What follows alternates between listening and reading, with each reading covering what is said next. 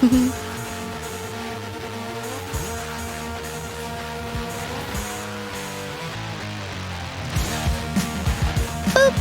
we're live. Hi, Ho, Arthur. ho, ho. Merry Wednesday. We are back, getting ready to do that thing. People are back from scale. I've mutilated things in the studio, and they're kind of working, and I've moved things around. But we got a show for you this week. Hey, everyone. It's absolutely not the after shows. And I was sitting here looking at the after shows the entire time, and I never changed it. There we go. Okay. Now it's in the right spot. How's everybody doing? It's middle of the week. It is, in fact, a Wednesday. Yesterday we wrapped up. Jill got to experience turbo golf racing eventually. It was later in the evening, but... Yes, I did. Yeah, it ran beautifully when I first launched it in 4K. And then when I went to go change it from full screen mode, all things went haywire. It's very performant. I got it fine. Yeah, I was really impressed. I mean, I got 60 frames per second on 4K, so... Yeah, that was, what did I get, like, maybe... Well, I always limit it to 70 or something like that if there's an option. But yeah, it runs perfectly on a 3060, but I always play in like a 1080p window, but pretty fun game. It's all right. Yeah. I think we're going to have a good time with it. And, of course, we went through our normal Trackmania Tuesdays. Bunch of exciting maps for people to play around with this week. Oh, yeah. Had some fun ones. Yeah, I like both games. I still prefer Trackmania, but I like both. I like the Turbo Golf Boop, too. Oh, hey, Justin. Hello, everyone. Oh, hi, Steve Husband. Hi, Beastwick. We got about 8 minutes before we're going to kick this off. Okay. Looks like everything's reasonably stable. We're going to talk about OBS 28, new beta. Oh, yes. Got a new kernel, 5.19. DreamWorks is open sourced a thing. Like, what? Didn't expect to see that coming. And, of course... Absolutely not. Yeah, that was cool. A Pi router that you can kind of buy, but it might not work. It might need some extra parts. Well, it does need extra parts, but on top of that, you might need some extra parts before it accurately fits the description of the product being sold. Oh, okay. Oh, I guess Gamatron said the bridge is down. All right. Twitch bridge. I will be right back.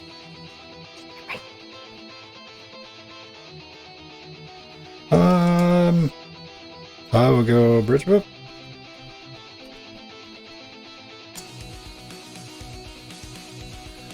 There we go. It may or may not get booped.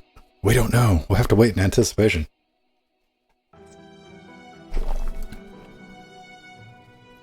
I am sitting back and, oh, look at that. Look at that. That is an overpriced fan, ladies and gentlemen. It is 100%. This is the extra overpriced Noctua fan. This is the NF A12, the 120s, the one with a ton of blades on it. I bought it to replace the radiator fan in Jackbox. It works. I don't know if it... $31 works, but it's quiet, and I will probably never have to replace the fan.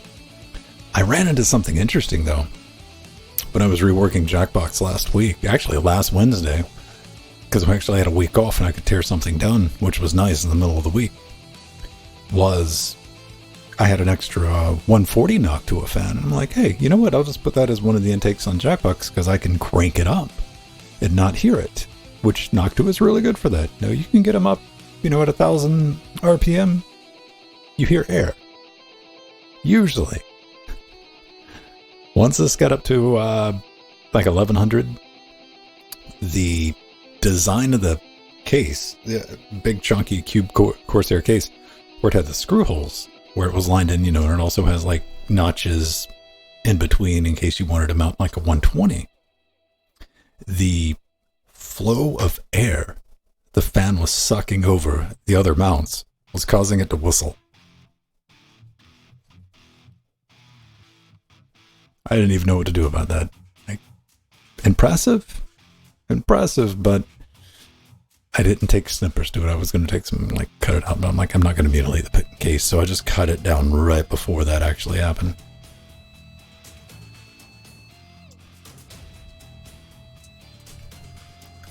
Yeah, I just brought it down. The only thing that even bothered me was that I took the time to be proactive and, like, swap the fan out and go into the BIOS, and I'm like, yeah, I'll just cut this on like 1200 and just let it blow plenty of cold air in there, and I cut it on and it goes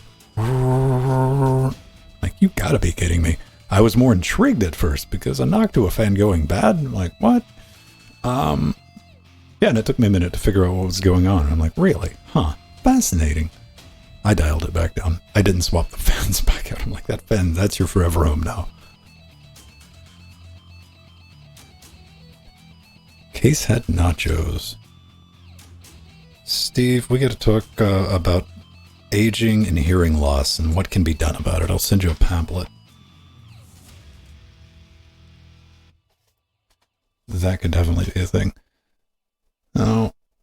Oh man, I got to write the Turbo Golf Racing people because they really need to open it up to 8-player parties. It's really tough for us to play it with only 6. And it's going to be almost impossible to play it during the after shows and on Saturday because there's 3 of us. That means there's only 3 spots available.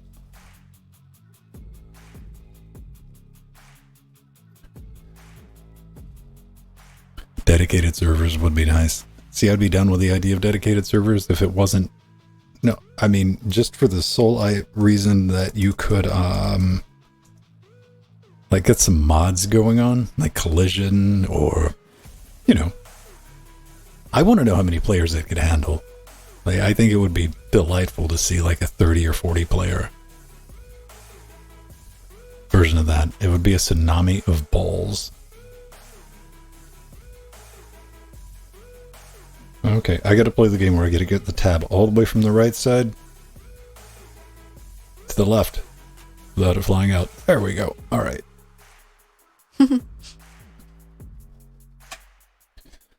It would be fun. Oh, bridge boop. See if Jordan is able to soon. I don't know. Poor guy. Mayhaps.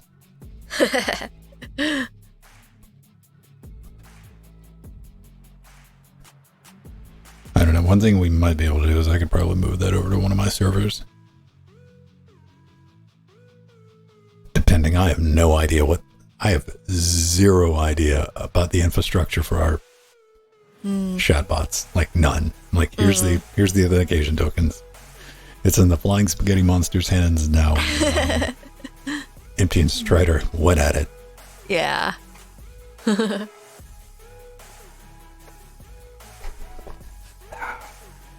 Anybody watch Sandman? No, but I wanted to. It's on Netflix. I love that comic series. That's actually one of my favorites. I didn't mean to watch the entire thing on Monday. I watched the entire thing on Monday. Oh, that's cool.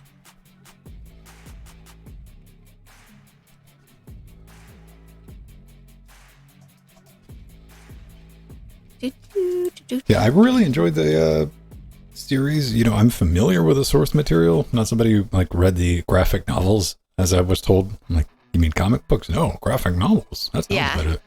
And I'm like, we'll pretend there's a difference. But yeah, what I was familiar with the source material, with the adaptation, I was like, yeah, that's pretty good. Except for that one person at USA Today was very, very upset that it wasn't more like a CW show. Oh, okay. Like, that's a ringing endorsement, isn't it? Jeez. Adult graphic novels. Yeah, that's right, Beastwick. That was at the library, wasn't it? God, I actually have the whole Sandman graphic novel collection from the days of yore when I worked at a comic book store. When did Sandman first launch? 80s? Does that sound right? Ah, that's good deal. I'm forgetting. Once you get a certain age, you forget when things come out. I swear to God. But I think I was in high school. At least when I started collecting them. Right at the tail end of the 80s. Let me look. So we're talking 1988. Yeah, so that's perfect. Yeah, I was in high school. What happened in 1998? What went down in 1998? What were the big events? 1998? 1988.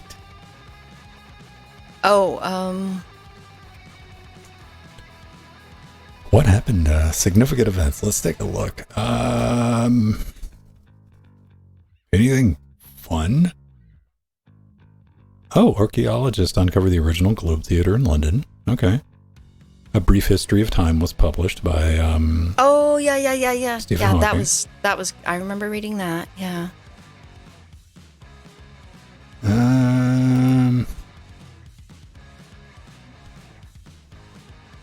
Yeah, the artwork, the imagery they captured really well. And man, Yeah, nice. the I got to look up the guy, whoever they got to play Dream. Never in my life have I spent an entire like however many episodes, like 7 or 8 episodes going, that boy needs a sandwich. He is thin. Like, I don't know if they digitally thinned him out too, but I mean, Oh my, he looks anorexic. Well, no, I mean, he looks like the character from the comics. Yeah. Like, just Okay. supernaturally thin. Like, Maybe he stopped eating food for the show. 4,000 performances? I don't know. It's an interesting source material, and I hope they do make more. I really do. Now, you know, Jenna Louise Coleman's in there as Constantine, which was kind of interesting. I'm like, all right, Doctor Who. And Stephen Fry's in it. Like, okay, fine. Oh God, the Iran-Contra war. That was, yeah, I remember going through all that news in high school. Canada Winter Olympics. Yes, that was fun. Why would they have the Winter Olympics in Canada? That place is always so hot.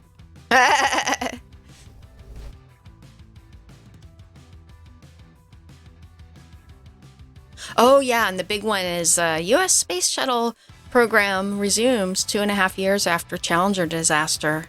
My God, I remember being in class during the Challenger. I actually got to see it live because I had walked to the library and they had the TV on, and I got to see the big Challenger explosion and come back to my class to tell my teacher and all the students. And yeah, they let us out of school early. Everyone was in a state. That's a good example of NASA having to listen to your engineers when they tell you it's too cold. Yeah, it was those O-rings. Yep.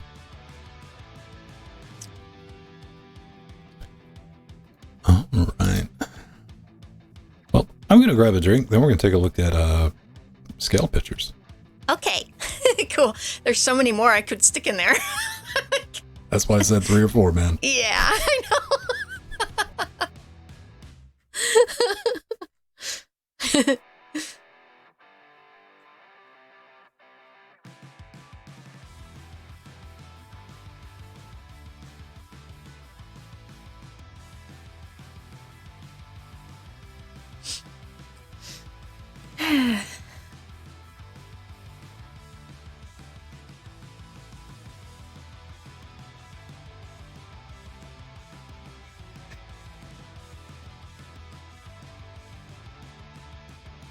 Oh boy, Justin. Yeah, I was a senior in high school. You're a youngin'. Aw.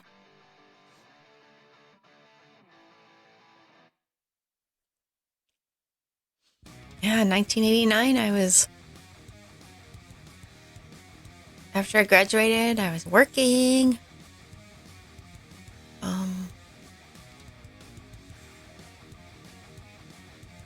and getting ready to have multiple surgeries, which was not fun.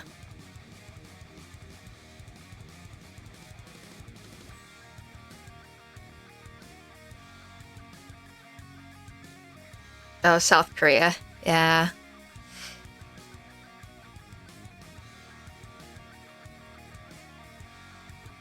Oh, Justin, I noticed you're a patron now on Destination Linux as well. Yay! We got cross-pollination. Thank you for doing that. It was so nice to see you in chat there. do,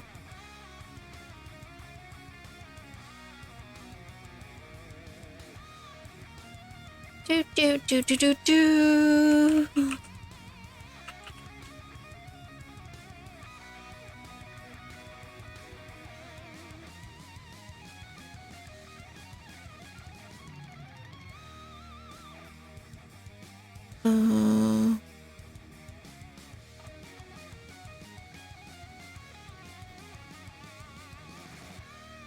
Oh, thank you, Justin.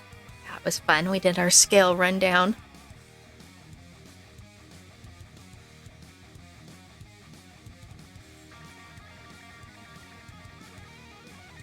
Oh, Adobe Fuse.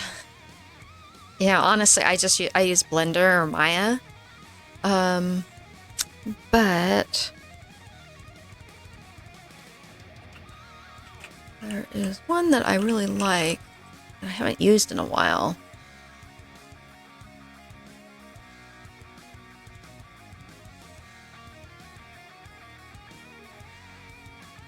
Yeah. Adobe Character Animator, of course, does some of what Fuse did, but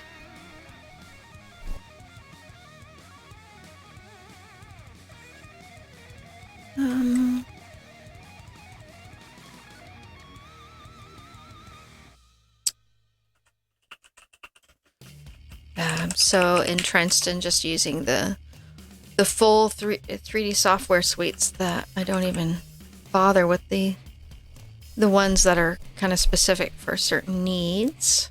What is Adobe Fuse? Oh, it allowed you to create characters, 3D characters, models Okay. easily for, it was really a great program for new users. Does Adobe still make any type of hey, I want to get started with something without buying a course on Udemy? Yeah.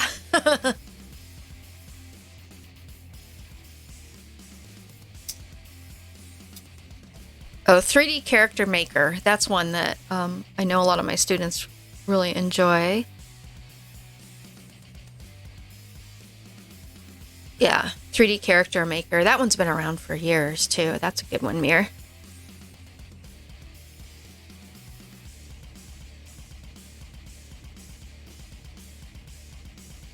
Oh, that's nice, Justin. She gets to teach. Uh-huh.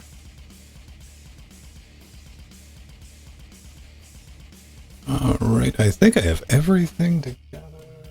Did I retweet the thing? Yeah, I retweeted the thing. Oh, Mir, and the other one I used to enjoy using all the time was DAZ 3D. That's really, really popular, and it works really well with Blender and all the other programs. DAZ 3D. It's been a while since I opened those programs, but they're getting better and better.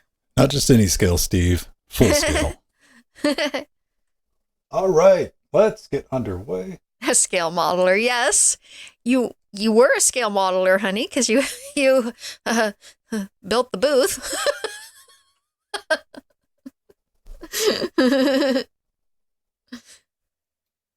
Yeah. Strider didn't get to be too much of a booth babe because he was so busy at his Lutris booth.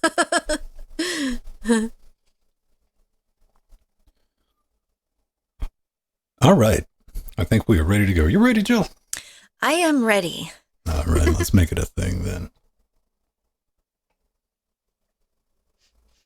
Hey everyone, welcome back to Linux Weekly, daily Wednesdays where we can sit back, relax, take that midweek break, talk about some of the things, fun things, happy things, scaly things we're going to talk about this week going on in the world of Linux. I'm Ben, that's Jill. Hopefully you're watching at home. Maybe you're listening after the fact in podcast format, but Jill, you're back. You're back in one piece. Steve survived. Yes, he did. He worked very hard setting up the Linux Chicks of Los Angeles booth. And of course, we're talking about Scale 19X, which you got to take. That was basically an entire week-long adventure, wasn't it? Oh, it was, because I was picking up people from the airport and entertaining people, because a lot of friends that came out were here for a week. So it was a week-long fun adventure. And so many awesome things. I'm a little overwhelmed because so many awesome things happened at Scale, and I can't possibly talk about it all right now. So I don't know, man. You tell that to the show note intro.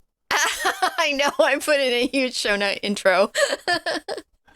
So one of the cool things is that my Linux Chicks LA booth won the Best Scale Spirit Award, and we actually win an award every Scale, but it's always special every year to get one. And I have it right here. Yay! I like they redesigned the award and it looks pretty. I really like that. And I was honestly just really, really busy going back and forth from the Linux Chicks LA booth to the Destination Linux podcast booth, where I was in both places trying to be 50-50 at both. And we live streamed the convention at the Destination Linux booth. And at the Linux Chicks LA booth, we gave away tons of swag and a laptop. And as I've been cleaning out my computer room, we had people spin the wheel of swag. It's a wheel you can spin, and depending on where it lands, you win an award. And so we gave out, at the Linux Chicks booth, we gave out penguins and penguin stickers and erasers. And then the good items were actually mechanical keyboards, mice, and Bluetooth speakers and headphones. So it was stuff that I had from cleaning out my Jill's Computer Hardware Museum. There was so much. And we raffled off a laptop too. And that was awesome because it went to a dear friend of ours who happens to work in education. So it worked out perfect. Oh, that's nice. Yeah. And it was so awesome. I had Strider's Lutris booth next to the Linux Chicks LA booth. Woohoo, finally, because Did Strider behave himself? Yes, he did. But this was nice because at past Scales, we were on opposite sides of the expo hall. So that was really nice. And we were close to the OpenSUSE booth as well with Mir PPC and Drew and our favorite crew. And of course, Mir PPC is here in chat, one of our patrons. And I had a wonderful dinner Friday night with my Destination Linux crew, including with one of our patrons, DOS Geek. Ryan DOS Geek flew out for the event from Destination Linux, who I co-host with. And for that dinner, we got to hang out with the System 76 crew, including Emma and Cheese Bacon and Jax. And we got to hang out with Gardner Bryant, the Linux gamer. And that was a lot of fun. It was nice to finally meet him in IRL. Really nice guy, too. And you can check out his latest Scale 19X video because I was featured in it.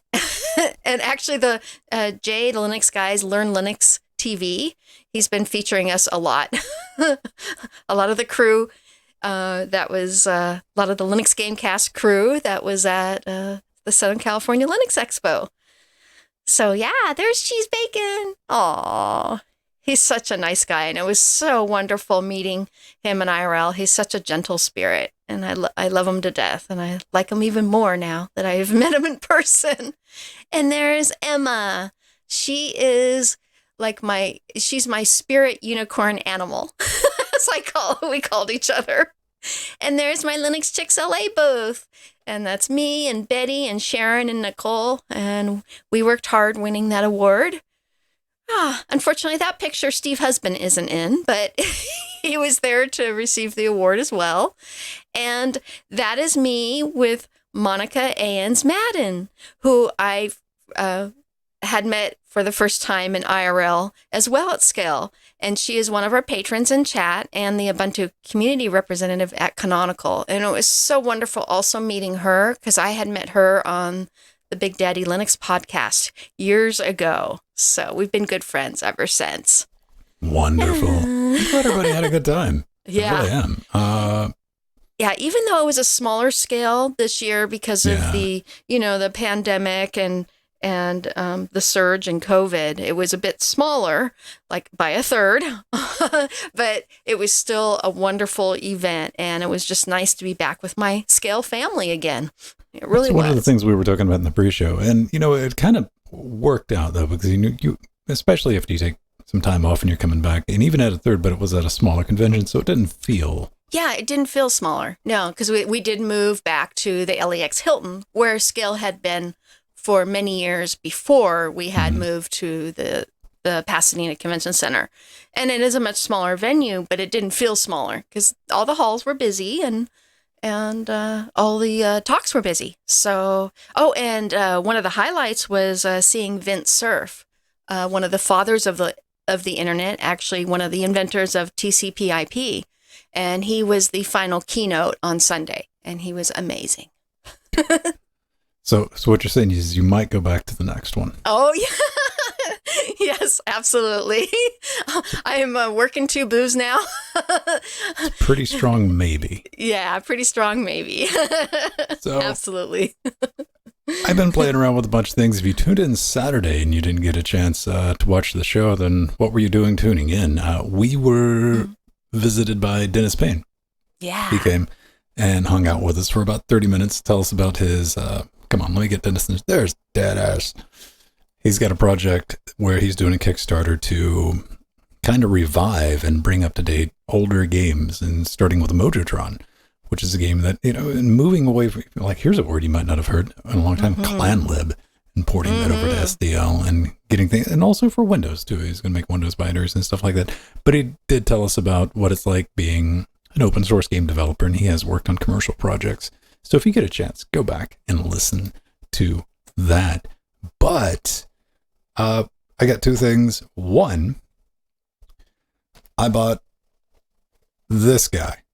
Yeah, nice, Ben. You've been wanting that for a while. I've been dreading buying it for a little bit, but curiosity got the better of me, because you'll see there's a CPU in there. That is the Ryzen 1700, the original, the vintage, as Joe might say. Yes. First gen Ryzen. Early adopter, big fan of AMD, despite what some people might think. And what made this interesting was MSI released a beta BIOS that lets you put the Ryzen 5 series, the new one, it's the 20, what is this again? I keep forgetting, 5600G. Yeah. Into a B350 first gen Ryzen motherboard. So I flashed, woohoo! Let's talk about long life, right? Going from the original Ryzen up until to the brand new stuff, which I know there's going to be brand newer stuff out. But I was just kind of curious. I was going to buy the CPU and the motherboard, and I said to myself, Vin, if you go ahead and buy that motherboard, you're never going to try this. Right. So I bought the CPU, and I sat around the house with the CPU for a few days, and I'm like, okay, I got to try this. And I wouldn't flashed it. This is the reason I'm telling everyone this. Yes, it technically works. Everything does work, but you lose your fancy UFI interface. The one where you can set your fan curves, and basically UFI, yeah. It's kind of a mixed bag. It's kind of a mixed bag, because they call it like the MSI Click BIOS. You can actually navigate this cut, trimmed down BIOS, which is in black and white to save space to get it to fit on there. You can navigate it with keyboard like you could the old BIOSes, like the American Megatrend BIOS. You remember those? They didn't have mouse support. Yep. It looked like an Incursus interface, which I think is like, give me more of that. But the downside is that being a beta BIOS, you can't set fan curves or anything like that. You have the option of like on or predefined fan curve, which is like, so I'm going to have to get the motherboard anyway, mainly because I don't have an option to overclock or underclock the CPU, which is something I want to do. I want to underclock it and dial it back as much as possible. So I don't know if you want to play around with it. If you were curious, and like, yes, you can. It's running right now. It's in Jackbox. It's doing everything it's supposed to do. I mean, it's pegged at 4.4 gigajoules, just running. And I threw one of these on the radiator. This is the most expensive fan I've ever bought. I still haven't gotten over it. I'll probably bring this up 3 or 4 more times in the upcoming months. This is that $30 Noctua fan, the one with all the blades on it. It works. I don't know if it works for $30 worth of fan, but it's on there. I don't hear it. I've been playing around with the Jackbox. I am trying to make things quieter in here because I want to start using a ribbon mic. I got my test ribbon mic out right now, but I got to like lower the noise floor. That you can't really get away. Ribbon mics are technically dynamic mics. Like, a condenser mic's going to pick up anything. You put 50 dB a gain into a condenser mic, you can go outside your room and talk and it'll pick it up. They're good room mics. Dynamic mics, like the one Jill has, or my RE27ND, those work on a voice engine, so it's actually sound pressure moving coils inside to do that. This is just, it's a ribbon, and I'm terrified of ribbons anyway because I can break them, and I have broken them in the past. So I'm really far air gapped from this thing. Anyway, back to that original story. I said this in the pre-show. I put an intake fan on one of my spare Noctua fans, my 140s, and it was great. I was going to cut it up, make it nice and airflowy. Come to find out, like the cut-ins for 120 millimeter fans that were kind of overlapping the fan when I put it on. Once I got up to about 1200 RPMs, created a whistling noise, Joe. Oh, no. Yeah. The fan was perfectly silent, but you were hearing like that. Oh. Like, man, talk about defeated and can't do anything about it. I just left it in there. I dialed it back and said, we're just going to call it a day. So that's all the RMEAIO Pro video is up. It's in Discord right now. I'll post that on Patreon for patrons this afternoon when I go to post this show. So if you've been curious about one of the biggest and baddest audio interfaces that has actual Linux support, like good, not like we reverse engineered, RME provided the source code for the drivers to the developer like they've been doing for 22 years. And it is up and running, doing the show right now. So if you're interested in that, go check it out. It is expensive. I kind of go over that. I'm going to try to sell you on it's a value, it's a bargain. But it just kind of depends on what you're looking for. Joe, let's get into it. I had an adventure with OBS Your Studio. OBS adventure. Man, I like OBS. We use OBS for the show. I'm a pretty big champion of it, but I'm also a detractor of it because I do not have it in me to blindly champion something. I think if you love something, it is your responsibility to point out the flaws as well as the positives. And OBS 28, this is a big one. Bunch of things are changing. I know this is going to make some people sad. No more 32-bit support. That's gone. That's gone. You just got to let it go. Yeah. And, but they've done some good things for Linux. They've switched from GLX to EGL rendering, which is going to be smoother experience, especially when you're dealing with, newer window managers or Wayland, anything like that. Unfortunately for me, this means that it no longer remembers any of my sources, so I have to reset things like the Discord capture and the browser capture, unless I happen to have them open before I start OBS. That's kind of a weird one. A couple of bonus things for Linux. H.264 format is now supported in V4L2 for webcams, which is nice. That is there. Another thing that's going to break all kind of things, which is why I want people to get out and test it, is they've moved from Qt5 to Qt6. That I've already ran into one of our primary plugins. The live closed captioning system does not work with that at all, not even a little bit. But oh boy. Instead of getting angry and writing nasty things in the OBS Discord or anything crazy like that, what I did is I went to the plugin developer, opened an issue request, and I'm like, hey, OBS 28 is out. They're moving to Qt6. This doesn't work. And if you go right now, you can download the new version, which is available for testing, which has been worked for Qt6. So that I'm looking forward to. Another thing, though, WebSockets. You might not even know what a WebSocket is, and you're probably living a better life than me. I do know what WebSockets are. WebSockets allows you to control OBS remotely over TCP/IP or locally, however you want to do it. You could control it over the internet. I could effectively give Jill a Stream Deck, not a Steam Deck, with my buttons on it and mirror it, and she could switch the show from LA if she wanted to over the internet. So awesome. Yeah. I don't use the internet for it, but I use my intranet with a Raspberry Pi. But they moved WebSockets to version 5.0 and they built it into OBS so you don't have to get the plugin anymore. But it's also version 5, which is not backwards compatible. Oh, okay. So it doesn't work with my BitFocus Companion and all the server I have set up with that. So I went to the OBS guy who did the OBS module for BitFocus Companion, and I said, hey, man, and there's currently a beta version out for testing. So if you want to try that. Outside of that, yeah, you can build it on Debian 11, which I know it's an ancient, decrepit operating system that still works with EAC. If you got to play with that earlier this week, did you hear about that, Joe? Mm-hmm. Yes. And glibc update glib. broke EAC compatibility. Yeah. To my brothers and sisters running Arch. Ouch. Yeah, you can build it on Debian 11. Just enable the Debian backports where you can get a hold of Qt6 and everything builds. So, yeah. You got any thoughts on it? I mean, you like the UI. Every time we talk about the UI, I love everybody who works on the OBS project. But every time I see somebody like suggest something like we're very concerned about, it's like this is developer UI, isn't it, Jill? Yeah. Well, I think it's nice that they added the ability to reset the whole user interface using the view menu, a reset UI option.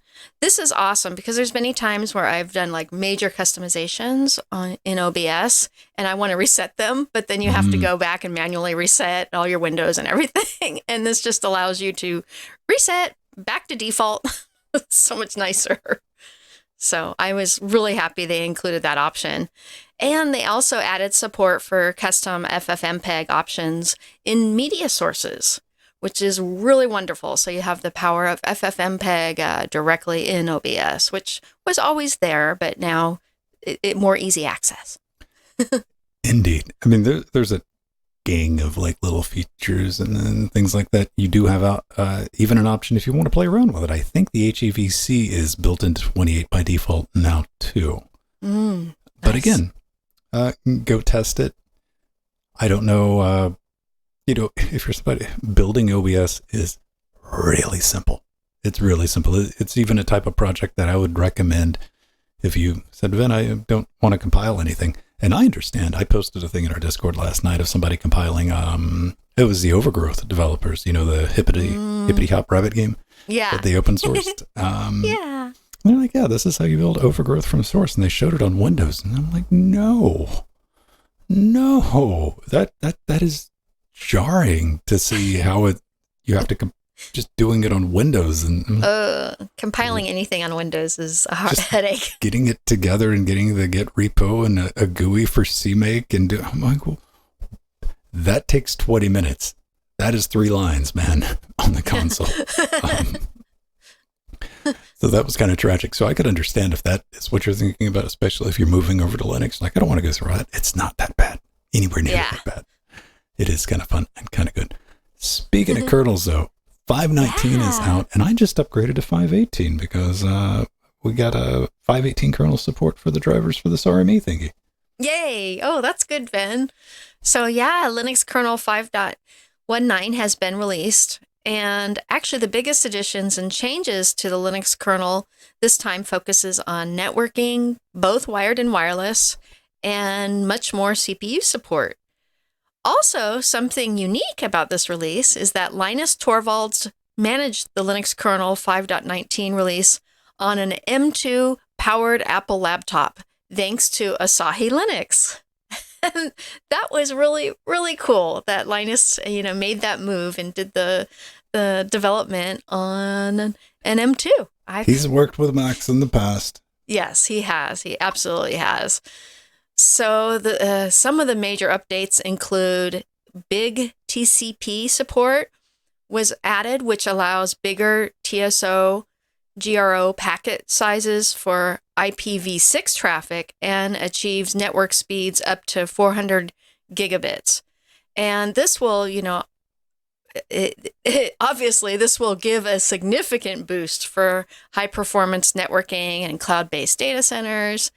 So any system or service that sees massive networking traffic should greatly benefit from the addition of big TCP. So that was actually major. And I know Linus had been working on that for quite a while. And there's support for the Realtek 8852CE chipset, as well as the MediaTek T700 modems and Renesas RZ V2M. So, very important hardware and chipsets that are being supported. And there's initial support for the Lung Arch CPUs based on MIPS architecture. And as we talked about in June with the release of the Linux kernel 5.19, release candidate 1, the 5.19 Linux kernel comes with support for multiple ARM platforms. And this is very, very, very important. Torvalds stated, "It's something I've been awaiting for a long time. And it's finally reality thanks to the Asahi Linux team. We've had ARM64 hardware around running Linux for a long time, but none of it has really been usable as a development platform until now." So, yeah, that is awesome. I think he's happy. I mean, doing the development on an M1, which is kind of neat because, hey, I've already said, personally, I want to play with the hardware. I just don't want to pay that Apple price. Yeah. And it hits double hard because part of the Apple price is getting that Apple ecosystem. Like step one, wipe that away. Yeah. I'm glad he's there. I'm glad he's doing that. And I really wish Asahi had like a different name, like Maple. Yeah. Maple. That works in many ways. I mean, I'm ripping off The Simpsons with that, of course, but it would still work. But yeah, 519's got a bunch. I hope 520 is going to be an LTE, like long-term support. Since 519 is not, I just want something that is not mainline that I can, just slap on Jackbox and just let it ride it out. Yeah. So yeah, good times, good times. And if you're still running something like 515 or before, anything before 516, do yourself a favor, especially if you got USB audio interfaces. It is a night and day dramatic difference in latency reduction. Like we're talking, I had to go back and double check my benchmarks from I thought something was wrong, but it was right, which is good, which is neat. Let's talk about Moonrays. Moon. That spells, don't ever go back and rewatch that TV series. It doesn't hold up. I wanted it to, but DreamWorks, right? Yeah. And awesome. Moonray is DreamWorks now open source, award-winning, state-of-the-art MCRT renderer. And it's been used for a lot of stuff. How to Train Your Dragon, Trolls World Tour, The Bad Guys, Puss in Boots, Last Wish, and plenty of future titles. Yeah, they're just going to release it, man. This is wonderful news. DreamWorks has always been like a huge advocate for open source. I've went back and watched a couple of their talks from way back when, and they haven't done one recently, but they are currently preparing the packages for public release, and they expect Moonray to be available on GitHub soon. Which I'm like, all right, this is going to be a GitHub. You can do it. And if you're wondering, my first thought was like, how do we use this with Blender? Hydra.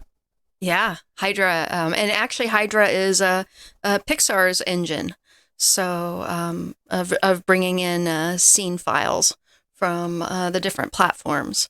And Hydra was also Pixar had open sourced that years ago, and that was used to create the movies Finding Nemo and Finding Dory, because they needed a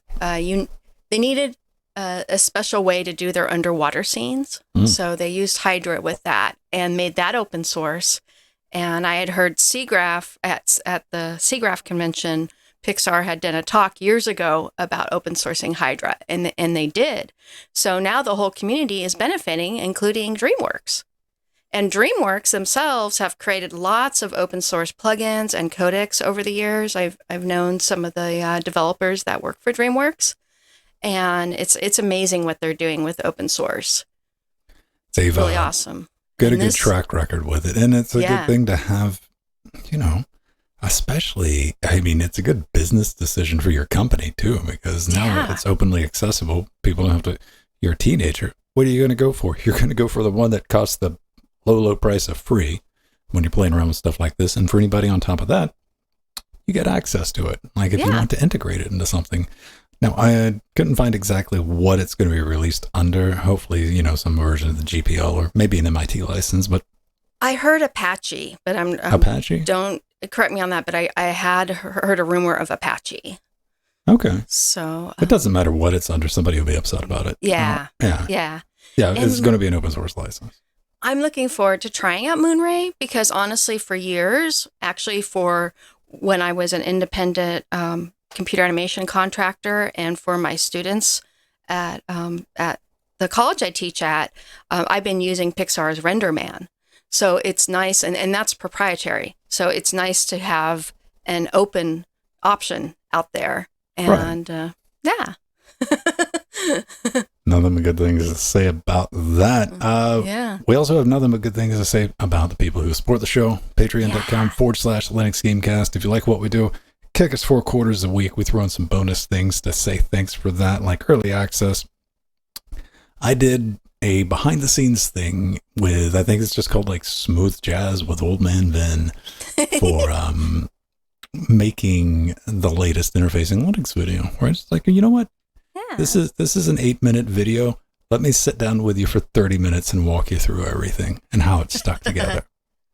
So if you're down with stuff like that, it's my very, very unofficial Learn DaVinci Resolve with Vin. So you might be able to take anything away from that. That is up for patrons. You're going to get a look at the AIO Pro, access to our Discord. We do an extra hour of content each and every week in podcast format. These shows, if you just need Linux flavored content and you need more of it, live and uncut versions. We try to keep these shows on Wednesdays around 30 minutes, but it's usually about an hour and a half for the whole thing. You get a custom feed just for that. And our eternal gratitude and thanks, plus your name in the credits, which is also a thing. If you don't want your name in the credits, how about buying a t-shirt? We got shirts. Put them all over your face, chest, neck. I don't know how you're going to put, I guess you could put a t-shirt on your neck. We'll call it a scarf. Yes. I have all this swag, all this merch. Tons of stuff. Anytime I need some extra money, I just throw some new merch up in a couple of different colors and Jill will buy it. And it works out just fine. Speaking of things for Jill, if you like RGBs and penguins and you want to see it in Jill's room, taking up valuable floor space. Yes. It takes my penguins take up over a third of my computer room, so that's good. You can do it. Head over to linuxgamecast.com, just mouse over the support button, which now works on mobile. You can tap it and go down. Jill's got a list. Pedro's got one. Jordan has one. Mm. I got one for the studio, which I don't have anything on here that I necessarily want. Stuff you need. Stuff I dread. That's what ends up there. But if you just want to take a look at that and comment. Oh, and that's something I should point out. On our website, I keep forgetting to do this. If you go to our About thing, if you're curious about what's in the studio, every single thing that makes these shows possible, itemized. You can look at them, and you don't have to buy them on Amazon. You can just look it up and see what it is. And I mean, it's up to date. Look, there's that crazy little Ryzen processor about HDMI switchers, power equipment, desk. There's the chair I'm sitting in. Yeah, that's a nice 60s modern chair. Nobody likes this chair, Jill. I do. I like the look of it. It might not Nobody be comfortable. Nobody likes sitting in it. I've not had one person come in here and sit in this chair and go, oh, no, First they get flipped out because there's no arms on it, but it also really hugs you. You basically if you have to keep your knees together. If you have wide hips, it's kind of hard. It'd be a hard sit. And it's tight on me, and I'm anti-hip. I have no hips. Oh, okay. I wouldn't fit in it then. I hate huge hips. We do. Thank you for your support. Plus, I got a weird. I'm going to break it because I always end up I like to end up sitting like this to have something to prop on with a gamepad if I'm in here playing on a live stream. Yeah. But we do thank you for your support. Anything for the studio, we'll put your name back here on the Blankatron board 9000. as a way to demonstrate to the rest of the human population that you were fiscally responsible, and we thank you for it. Now, we need to talk about Network Pie. Mm-hmm. Ooh. Oh, that's a good picture, Vin. It's an Ethernet cable wrapped around a beautiful looking cake. Block of sugar. Yeah. It's a mini one, though. It's a Steve Husband quality model. Maybe it's a comically large ether noodle.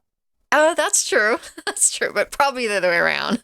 The reason we're bringing this up is because of this guy, a Raspberry Pi router board, which requires a CM4 module, but it's got 2 full-speed gigabit network ports. It says it has Wi-Fi, but we have our debates, and it works with OpenWRT. So yeah, this is effectively a hat. I guess you call it a hat with a CM4. If I'm wrong, I'll leave a note in the comments. But yeah, it's got 2 gigabit Ethernet, and we went looking in the pre-show for like where's the Wi-Fi? Yeah, because there's the CM4. You plop that little guy in. I like how the CM4 goes in like the Sun Ultra Spark Saber 2 series CPUs. Oh, yes, absolutely. It's got those, but fortunately I don't have to, like, I probably still have a screwdriver I used to carry around with me when I had to do those. It's just covered in like 3 rolls of electrical tape. So you can shove under it and jack that thing out. Yeah. But what do we have? HDMI, USB-C. Why would you need I guess maybe that's the Wi-Fi's, Joe. Yeah. Yeah. Because me and Ven were looking for that. It's shielded. So maybe, because we went down in the documentation and it says, it's got USB 2.0 interface that can be used as a flash driver, USB keyboard, printers, Wi-Fi modules. So maybe you can have second Wi-Fi. I don't know. But it's $54.90 and it's currently in stock. There's 10 plus in stock, but you got to find a CM4. $108 for it? Get wrecked. Oh boy. Not gonna. Is it even in stock? Probably not. But on back order. I don't like these. We've not. Nature is not fully healed. Yeah, is all I can say about that. And I like the idea of this, but I don't think anybody's expecting too much. What I was curious about, OpenWRT, can it actually route at a gigabit or anywhere near a gigabit with, a couple of IP rules set on it? Because I can bring my router board 4011, which is just got like a big honking quad core ARM chip in it with a gig of RAM, almost to its knees with enough IP filters on it and just routing rules. I can get it down to max ability, like maybe 200, 300 megabits. Yeah. So, yeah. But at $50, it should. It should, because there have been other manufacturers that make open source routers that can handle the load.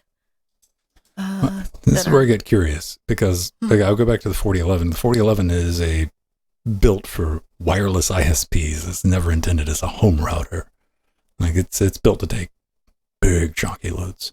So this, if you could get, you probably like a reasonable setup could probably do like, I don't know, maybe half gig if you're lucky. I don't know. I want to play with it. And I see Mr. Alert points out that some of the CM4 modules have built-in Wi-Fi. Yeah, that's true. Thank you, Alan, for putting that in, because I was thinking about that as we were talking about this. I thought there was one that had a Wi-Fi support, but my concern was that where do you put antennas, Wi-Fi antennas? So. Oh, come on. The kids don't use antennas these days, Joe. Yeah. I mean, you could get external USB ones, and so that you can transmit your Wi-Fi signal further. Now, that being said, the Raspberry Pi boards have gotten really, really good at Wi-Fi. The Wi-Fi chip in there is generally very strong, and the last few iterations of the Raspberry Pi, they transmit very well. So, but this will be a really nice, honestly, a nice option when they start ramping up production of the CM4s and you could get them at a lot cheaper prices. This will be a cost-effective way of making, say 2 to 4 routers for the cost of one good name brand one Or on the something market. for the, like, just around the house. Like, the CM4's got to get back down to that, like, $30 to $50 price point before. Yeah. Yeah. That's true. They're unobtainium currently. And I could say something like this is more of a play around device. I wouldn't put, 20 users on this. Yeah. Yeah. But home device. Small, or like, a bridge. You could set it up to do something like that. Or a NAS. And perfect for an NAS. Yeah. It's there. Slow power.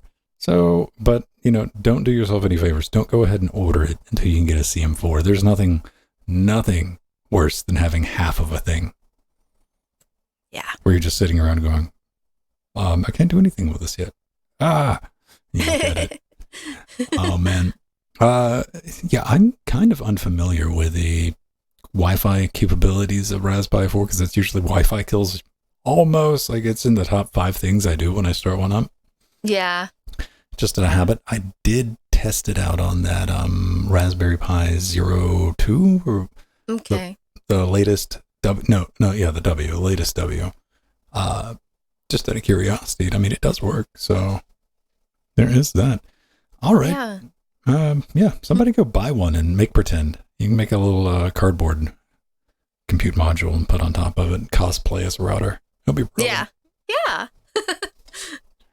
All right, everyone. We've run actually a little long, but thanks for hanging out with us. And we got lots of patrons to thank. All right, fine. We'll do that instead. Oh, did I make Ben lose track? Oh, no. Is Jill still saying something? I had her muted. Our advisors, Omegas and Artherin, thank you. Executive producers, Barbrandt, Scott M, Atomic, Mike G, Empty, Chicago. Patrons, Abstraction, Sea Monsters. Plenty of Sea Monsters. David Darkwing, System T, Nubbin. Truggles. Hey, look, there's Cheesy Bacon. Yeah, Cheesy Bacon's in Doja. there. Good luck. And Das Geek is in there, and Sacred Egg and Monica's Livid. in there. I forgot to put them in. New patrons. Oh, yeah, we have new patrons. Oh, yeah, Van, we have new patrons. Next week, I guess. We'll have to make sure to thank them.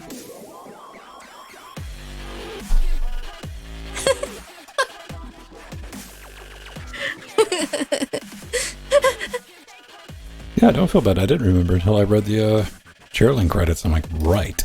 Yeah. Oh, man. Alan, did you say something about...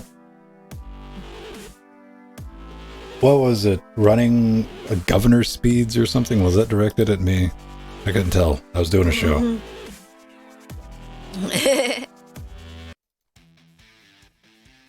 Aww.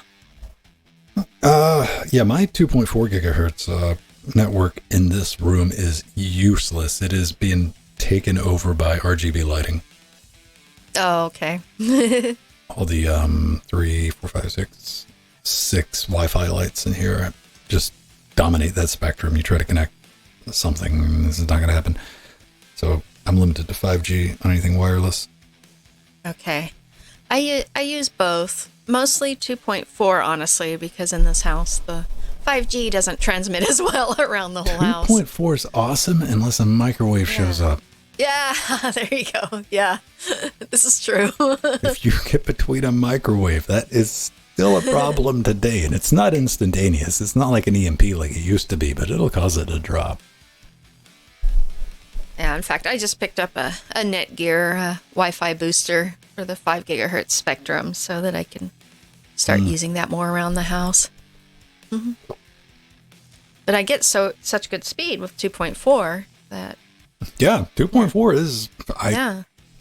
When it comes to like range and speed, but like I said, just watch out. You check under your bed, make sure you don't have a microwave. Yeah. But I got Ethernet in every room. Yeah, same here. But I got tablets, so, I know Wi-Fi coverage. Yeah. Yeah. I draw the line at both. having an Ethernet dongle into a tablet. That's a bit much, even for me. Yeah, like to my TV, I have everything in the living room is wired because I didn't want to deal with the Wi-Fi in there for always connected devices. But for my phones and tablets and such, I'm just using Wi-Fi. Right. I mean, you can save so many headaches with a cable. Yeah. And I don't even, people like, look at this elaborate thing I have worked out that kind of works. I'm like, why don't you just run Ethernet? Well, like, you can run it to the ceiling, run it to the floor. Yeah. I'll show you how a drill works.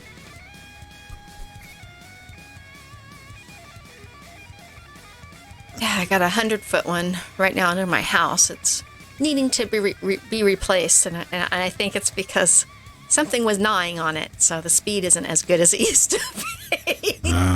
So time to replace it, because we put it in when we bought this house like 20 years ago, so it's time for a newer cable. But it still works. It's good enough to, stream 4K and everything. Oh, yeah. And it's just it has decreased probably about by half of its transmission. I don't have anything like the only long drop. I have a 10 gig drop running to the basement, but it's fiber, so don't worry about it. Yeah. Yeah, because you used to be in the basement. Well, that's where I keep the NAS and all my rack stuff. Oh, yeah. Things that I cut on that you can hear. Yeah.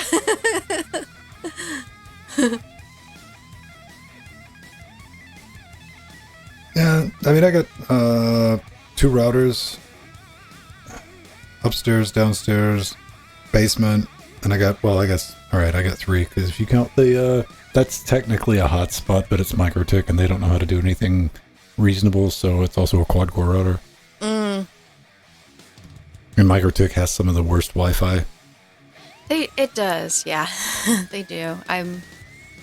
That's because they went back and made their own Wi-Fi drivers. Their newer stuff is good, but yeah, they have improved a lot. The last MikroTik I was setting up for someone. It was much better. I was worried about it because they needed to go.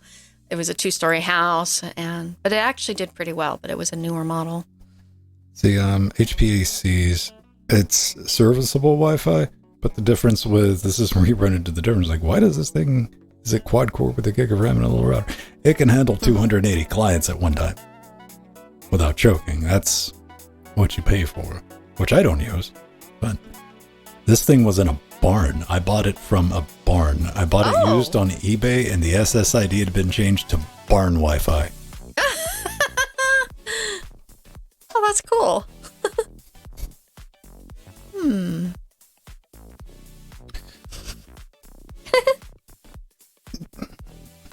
But yeah, like, this house is very antagonistic to Wi-Fi signals. Like, if I get sustained like 30 megabits anywhere, I'm grateful. That's good. Yeah, I'm like, all right. But then again, I'm not, if I got a big transfer, you know what?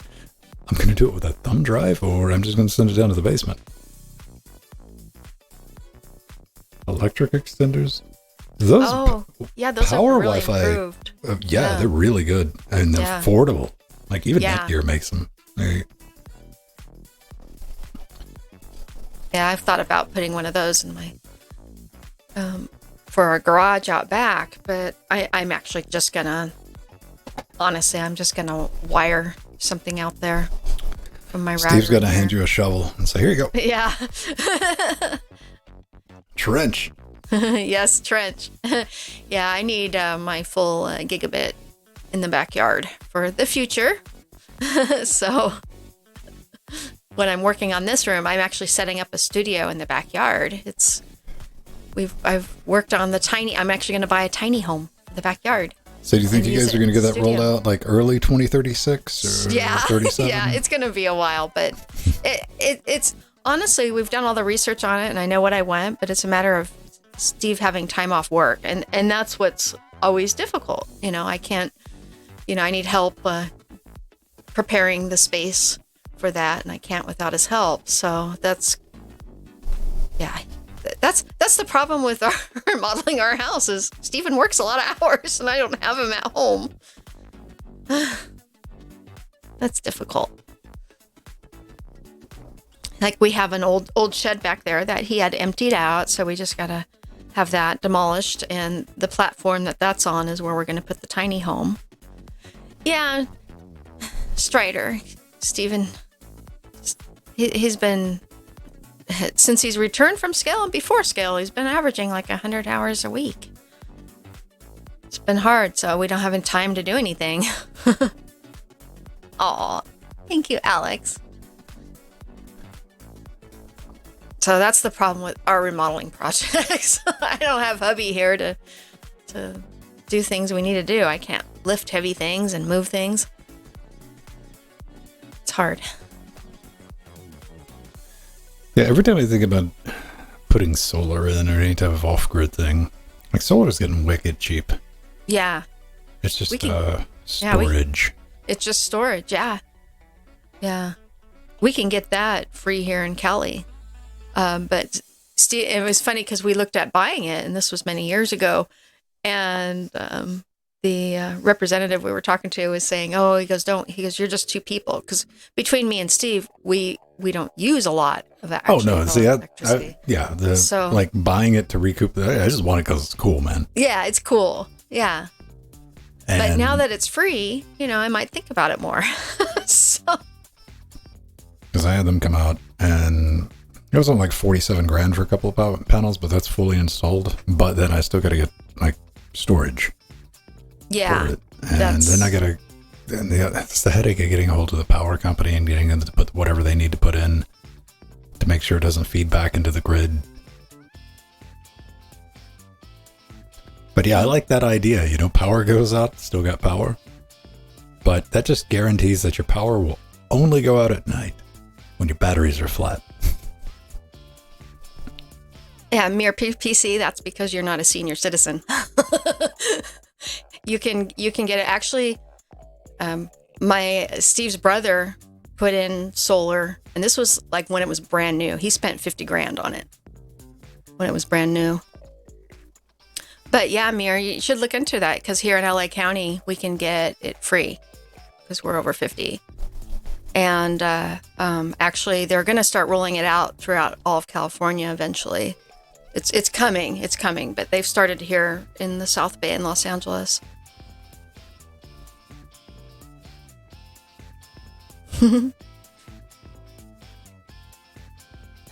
Yeah, that might be a thing. I keep forgetting you're not in LA County. There's a bunch of eligibility things: household size, taxable income, cutoff annual salary. Yeah. And, but yeah, Mir, with your mom being senior, she should probably be able to get some discounts.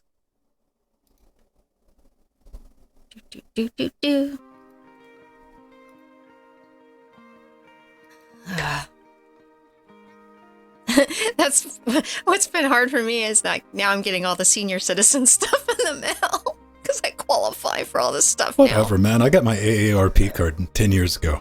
Yeah. They sent it to me. Had my name, and I'm like, there is no way I'm not getting my senior citizens discount card. Yes. Yeah. I don't think I've ever had an opportunity to break it out anywhere, though. Me and Steve have his husband forget. We go to restaurants and they have it. And we forget. I'm like, oh my God, we're that old now. We can get discounts. And I forget. And I gave him about 10% off, Sonny. But what I have been looking into is like the things that we can do. Like we can get house insurance now a lot cheaper with our age group. So I'm looking more into that. And yeah.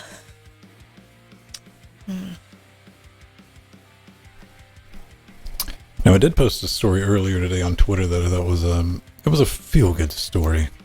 Because anything that sticks it to ISPs, man. This is a guy up in Michigan who was like, "Yo, Comcast, I would like you to run cable to my house so I can have high-speed internet." And Comcast was like, "That'll cost $50,000." And, well, fortunately, I saw your tweet. Yeah. For everybody in Michigan, this guy's like a senior network engineer at Akamai. So cool. But I'm like, I'll just start my own ISP, as one does. And yeah, he even qualified for the rural expansion grant, which makes me happy because that $2.6 million that he got, that government cheddar, he's actually just going to use it to build out to new homes instead of disappearing and going, well, we just couldn't get around to doing it like the major telcos have been doing for 20 years in this country. But yeah, he's going to like wire up another additional like 200 homes. Yeah, $55 a month for 100 megabits. Yeah. Good. And you can get gigabit for $79 a month. Jeez. Unlimited. Cheap. Yeah. Oh my goodness. The other options where he lives is like 1.5 megabits. It's a real good feel-good story. I'm just like, yeah, makes me happy when I see. And again, this is what you've seen if you follow the states. Anytime an ISP, independent ISP, or they try to do municipal ISPs, Comcast, Charter, AT&T, like sue the county government, man. You can't let them do that. That's unfair business. Some lady did effectively the same thing in London, like a year ago, maybe 2 years ago, which is a whole different, because you have to like dig up sidewalks. Oh yeah, that would be a thing. Yeah. Oh my gosh. Yeah, the infrastructure is one of the hardest things to conquer. Oh my gosh. That is one advantage of having, wires above the house as opposed to in the ground. Isn't it? So AT&T can run residential fiber right in front of my house, and they still haven't lit it up yet. And they still haven't. Aww. But since it's on the pole, I can go out and visit it sometimes still. I'm like, hey, fiber, how you doing? That is so annoying. That's been like that for a couple years now, Ben. 3 years. 3 years. 3 years, and that is what it's for too. I pulled the records from the county, what the permits were for. Like, yes, that was for residential. What are they doing? They're just sitting and waiting. That's AT&T. They do whatever they want.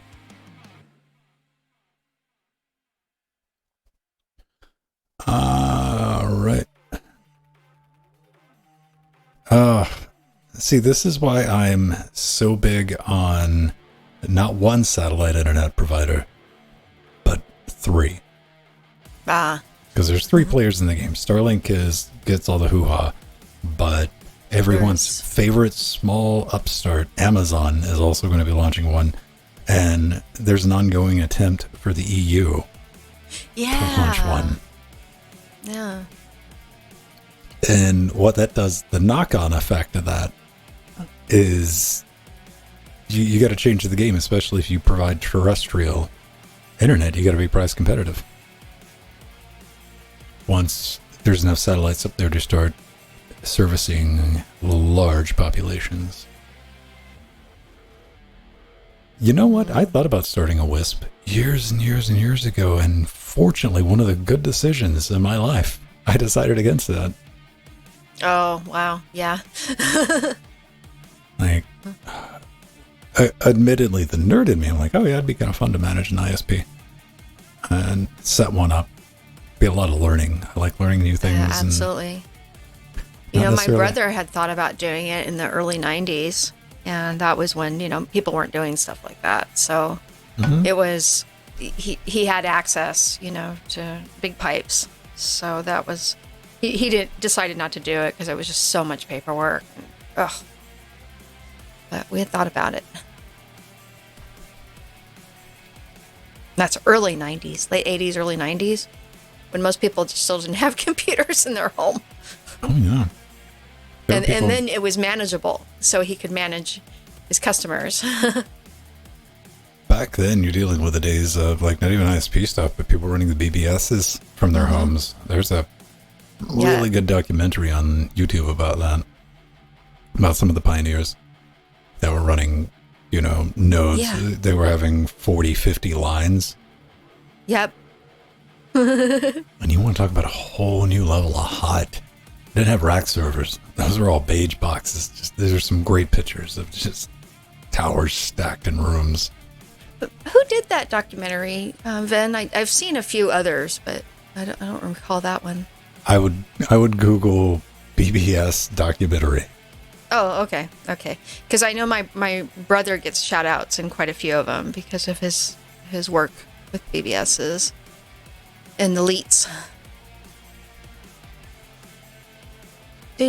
Do. Actually, let me see which one. I watched one not too long ago. I think, yeah, the internet's first community.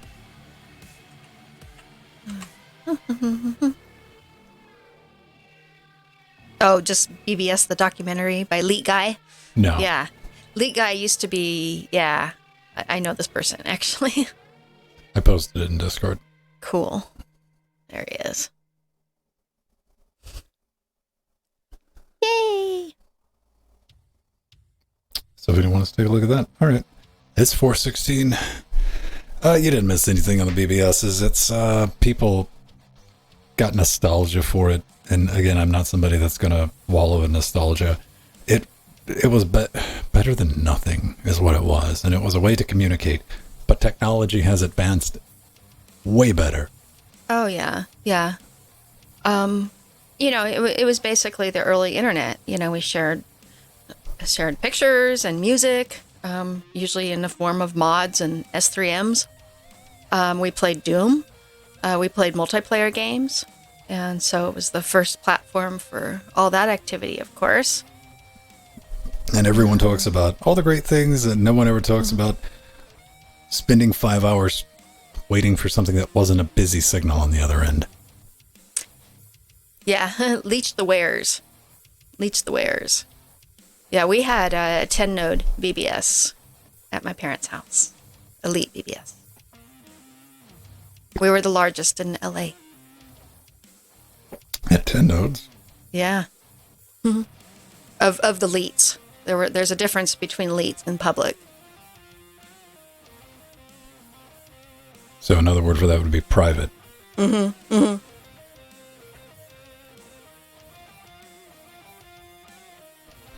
Yeah, there were some really big public ones that had like several hundred nodes.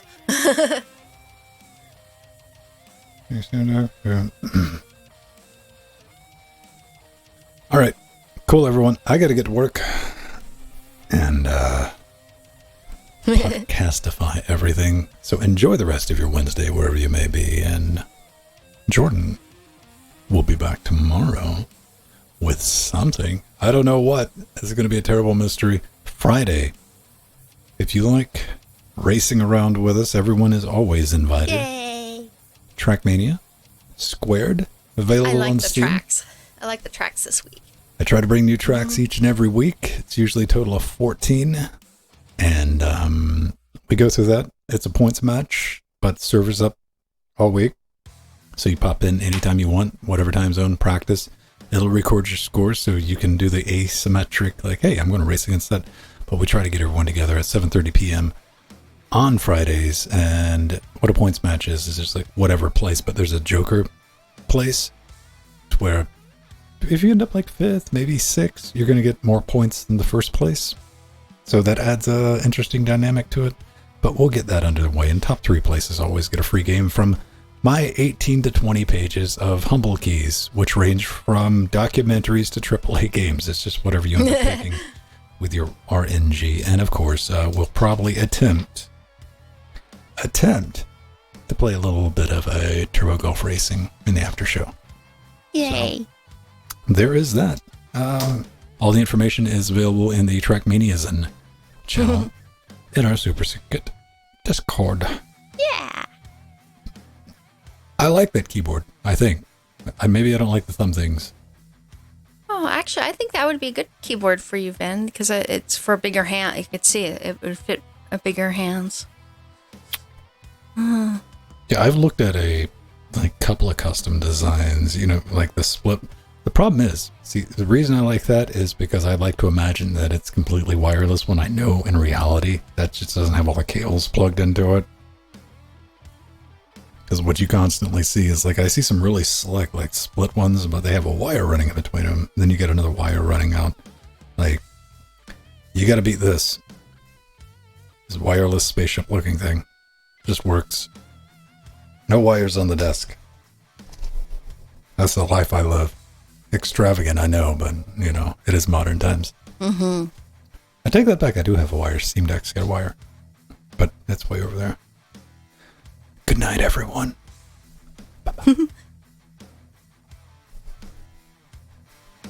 Night, everyone. Love you all. Aw.